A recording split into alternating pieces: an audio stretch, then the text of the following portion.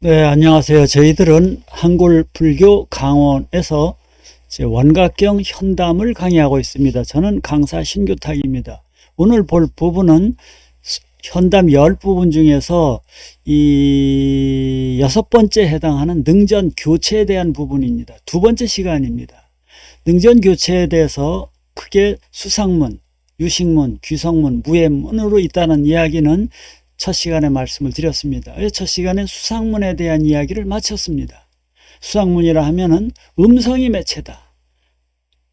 두 번째는 음성을 글씨로 문자로 표현한 그것이 매체다. 세 번째는 음성과 문자 둘 포함해서 그 다 매체다.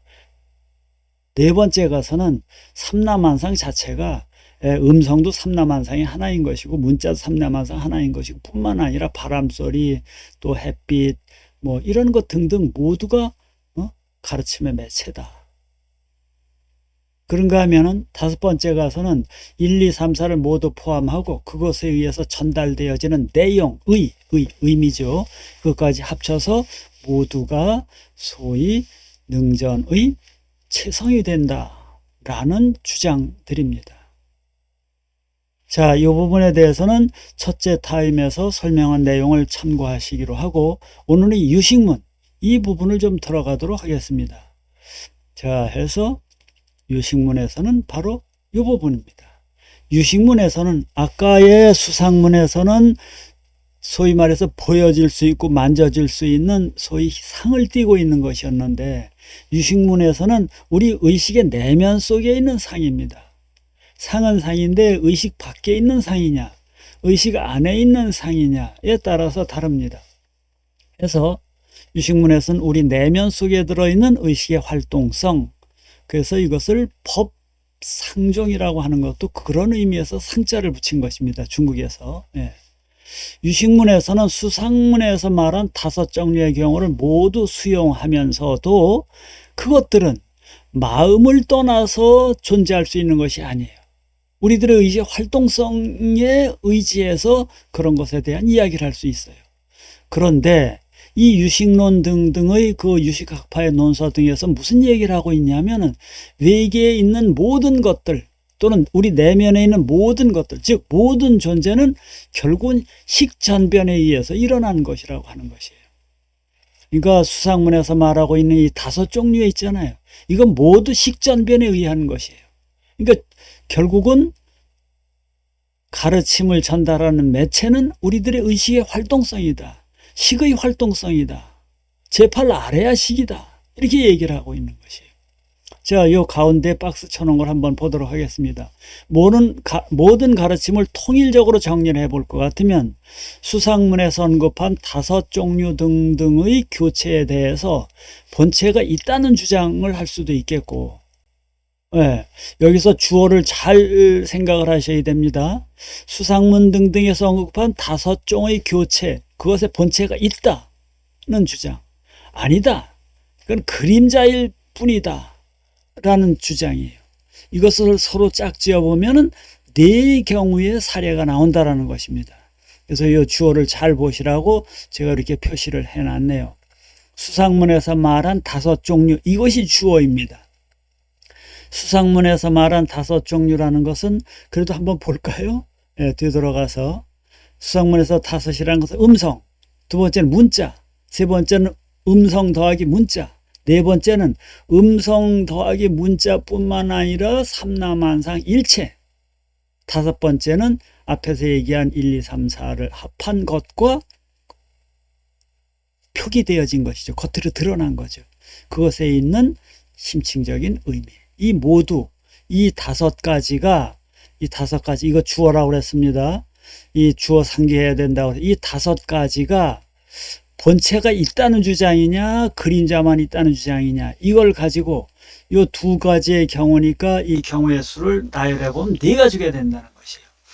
본체가 있다는 주장만에 무엇이 주어가 뭐라고요? 수상문에서 말한 5종류가 본체가 있다는 주장만 하고 그림자일 뿐이라는 주장은 안 해요. 소승교가 이렇게 얘기를 하고 있어요. 설체유부가.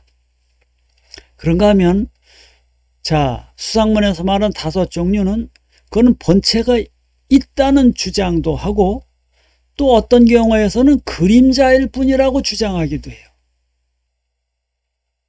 어디가 그런 얘기를 하냐면 대승시교가 그런 얘기를 하고 있습니다.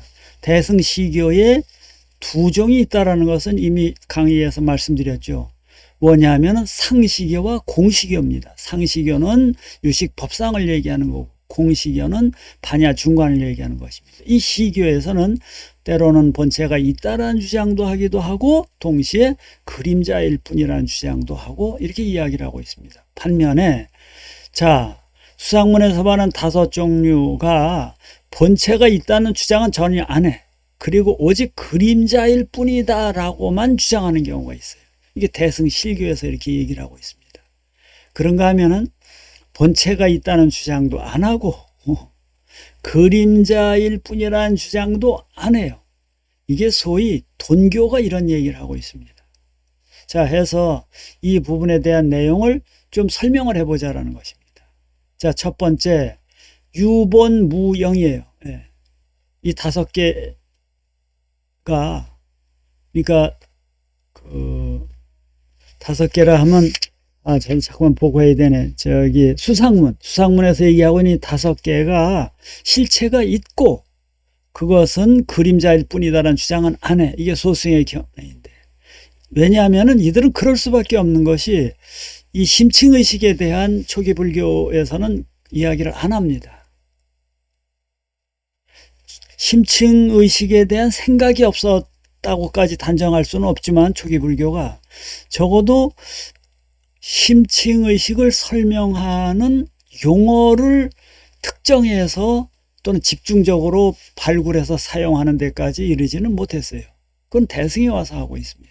그러니까 장식, 제8 아레아시라는 개념을 초기 불교 단계에서는 아직 없습니다. 물론 그것의 씨앗이 될 만한 그런 뭐라 그럴까요? 발상을 굳이 찾으려면 없다고 할 수는 없어요. 그러나 딱 특정해서 언어화해서 이렇게 분명하게 표전의 방식으로 드러내는 경우는 대승이 와서입니다. 이제 시기의 견해는 다 이것이 그림자라고 그러는 것이네, 그죠? 그림자라고 얘기하는 것이에요. 자, 부처님께서 설하시는 이게 이제 역본의 사례예요. 역본의 사례인데 부처님께서 설하시는 문장이나 의미 등인데 이들은 모두 묘관찰지로서 청정한 식이 드러나는 것은 이것이 가르침의 본바탕이라고 하는 것이에요. 그러니까 우리 속에 이 심층의식에 의해서 드러난 것들이에요. 그 드러난 것들, 그 실체가 있다는 것이에요. 일정 기간 동안에. 그래서 그 사례로다 불지경론을 볼 것 같으면 말씀을 듣는 자의 선근과 본원력과 증상력의 힘 때문에 열애의 식 속에서 문장과 의미가 상생한다는 것이에요. 그림자일 뿐이다라는 주장을 하는 경우도 있어요. 어떤 측면에서 그렇게 그림자일 뿐이다라고 이야기를 하고 있느냐면은 부처의 설법을 듣는 자의 의식 위에서 변화되는 문장과 의미 등인데 이들은 그림자 같은 가르침일 뿐이라는 것이에요. 불지경론에서 또 그런 얘기를 하고 있거든요. 열애의 자비와 본원력과 증상련의 힘 때문에 중생의 식 속에서, 저 위에선 열애의 식 속인데 중생의 식 속에서 문장과 의미가 생성한다라는 것입니다. 자, 비유를 들어서 좀 말씀을 드리겠습니다.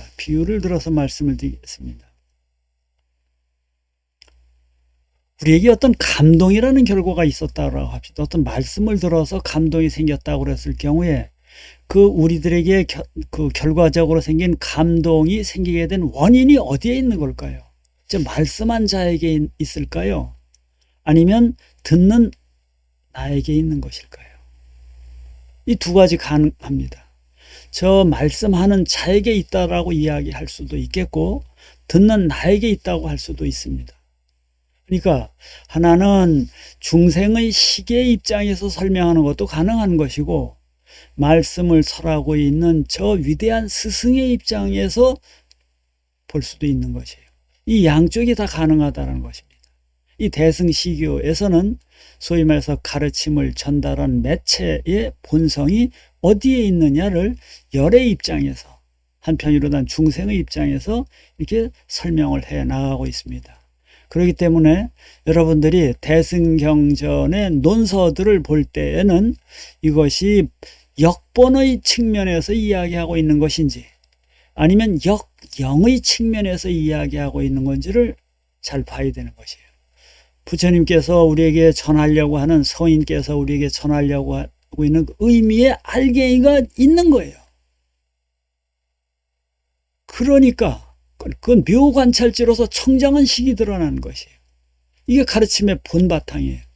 부처에게 그런 알맹이가 되는 가르침, 청정한 식에 의한 가르침이 있기 때문에 그것을 보는 우리에게 그것이 지식으로 전달되어지는 것이에요. 그런가 하면은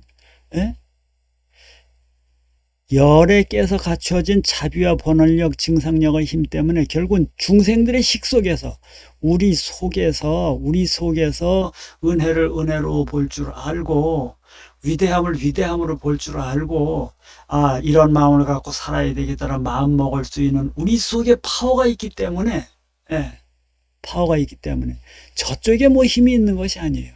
부처 쪽에 힘이 있는 것이 아니라 우리 쪽에 있는 것이에요. 그러면 저쪽에 있는 힘, 부처의 자비, 본원력, 증상력, 이거는 김수해주는 도구적인 기능밖에 안 되는 것이에요. 자, 이게 유식의 입장입니다. 여기서 말하는 것은 유식종 을 얘기하는 것이 아니라 오직 식의 활동이 교의 본체이다라고 주장한다라는 것입니다. 그래서 이렇게 볼 수도 있고, 그 다음에 다 이 앞에 것은 그림자이고 뒤에 것이 본질이다 라고 이야기할 수 있다는 것입니다. 미안합니다. 이건 잘못 말씀드려요. 다 그림자이다. 화엄경에서 볼 것 같으면 십행품에 이런 얘기 있어요. 여러 부처님들에게 법이 없어요. 여러 부처님 무슨 법을 설하시는 존재가 아니에요. 부처님께서 어찌 법을 설하셨으리요. 다만 듣는 이가 스스로의 마음에서 부처님께서 이렇게 법을 설하셨다고 생각할 뿐이라는 것이에요. 이런 부분은 어떻게 이해해야 되느냐에 대해서는 대승실교의 견하인데 유영이고 그저 그림자일 뿐이고 실체가 없어요. 이 내용을 읽어드리면은 부처의 대자 대비가 증상연이 되어서 교화의 대상이 될 만한 근기가 성숙한 중생들에게 저들의 마음속에 부처의 모습과 소리를 나타나게 하여서 법을 설하실 뿐이에요. 성인의 가르침은 오직 중생의 마음속에 그림자일 뿐인 것이에요.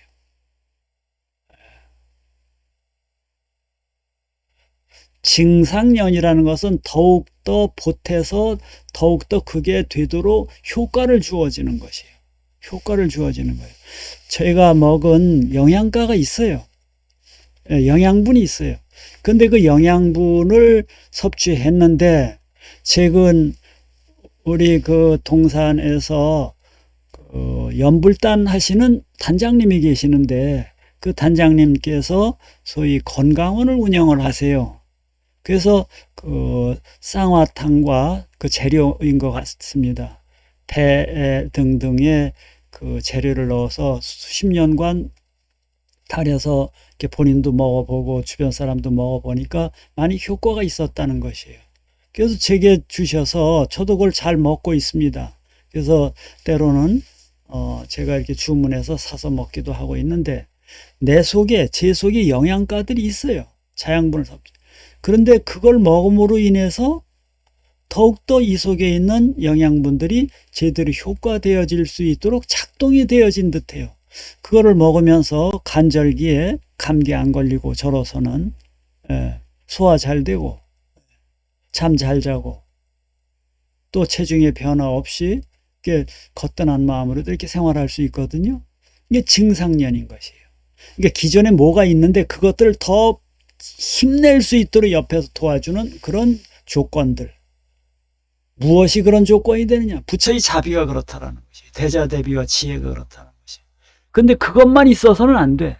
우리 속에 뭐가 있으니까, 내가 먹은 밥도 먹고 운동도 하고 여러 가지 했던 것이 있으니까 그 힘들을 보태주는 것이 옆에서 김수해주는 조건이 되었던 것이에요. 그러니까 이 화엄경 십행품에서 얘기해도 이 부처가 무슨 말을 하느냐, 부처가 무슨 설법을 했다라고 얘기냐. 그저 듣는 우리 속에 여러 가지 능력이 있었기 때문에, 우리 속에 이미 불성이 있었기 때문에 그런 말씀을 통해서 부처님께서 설법을 하셨다라고 우리가 생각할 뿐이라는 것이에요. 그런가 하면 대승 돈교의 견해도 있어요. 시임 외에는 부처의 모습이니 형상으로 드러난 소리라든가, 뭐 여러분 잘 알잖아요. 이음성구와 뭐 불능견열애 그런 거 뭐 들어보잖아요. 약이 새껴넣거나 이런 거.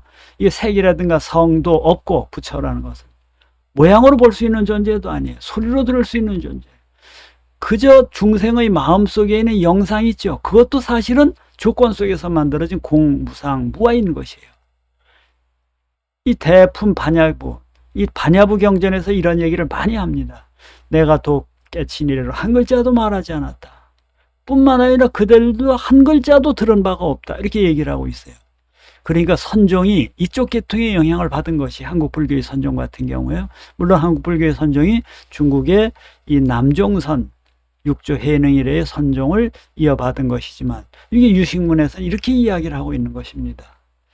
자, 이 정도로 설명을 마치고, 그러니까 결국은 지금 우리가 무슨 얘기를 하려고 하냐면, 능전체성에서는 가르침을 전달하는데, 가르침을 전달하는 매체 도구가 도대체 무엇인가에 대해서, 하나는 외형적으로 보여지는 문자, 음성이다라고 얘기하는 큰 그룹이 하나 있겠고, 두 번째는 아니다, 우리들의 의식이다, 우리 속에 있는 식의 활동이다. 이 두 그룹을 지금 소개를 해드렸습니다. 자, 그러면은 세 번째에 가서는 의식의 활동성이라고 하더라도, 활동성이 드러나는 것은 겉으로 드러난 현상이고, 현상을 드러내게 하는 더 본질적인 우리들의 본성이 있다. 결국은 이 본성이야말로 가르침을 전해 주고받는 매개체 도구이다 라고 주장하는, 그것을 귀성문이라고 규봉종밀 스님께서는 정리해 놨네요. 이거는 화엄학자들이 일관적으로 다 이렇게 정리하고 있습니다. 규봉의 스승이신 청량도, 청량의 스승이신 현수도, 이렇게 설명을 하고 있습니다.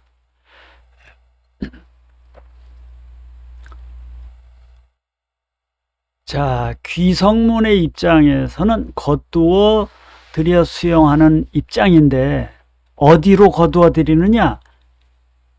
인간의 본래 갖추어진 본래의 마음자리, 본성애로 귀착시키는 것이에요. 그 귀착시키는 것을 기준으로다가 분류해 보면은 귀성과 전수의 측면이 있는가 하면은, 두 번째 보면은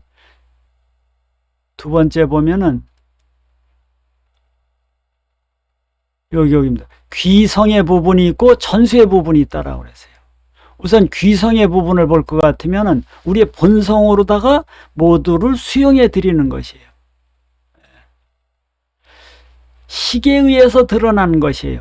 아레아식이 3분된다고 그랬잖아요. 그래서 아레아식 3분이 아레아식의 활동성을 세 측면에서 나눠 볼 수 있는 것이에요. 자분, 견분, 상분이에요.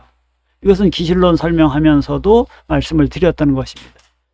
식소현을, 식에 의해서 드러난 것을 진여자성으로 귀속시키는 입장이에요. 그래서 결국은 진여자성에 의해서 외부적으로 드러난 것이 제8아레아식이다라고 주장을 하는 것입니다. 그러니까 이 귀성문 앞에 있었던 두 번째의 유식문이라는 것은 결국은 성의 발현의 결과인 것이니까 더 본질적인 것은 성이다 라는 입장을 가지고 있는 것입니다. 이런 주장을 하는 것이 소위 화엄의 법성교학입니다. 자, 거기에 대해서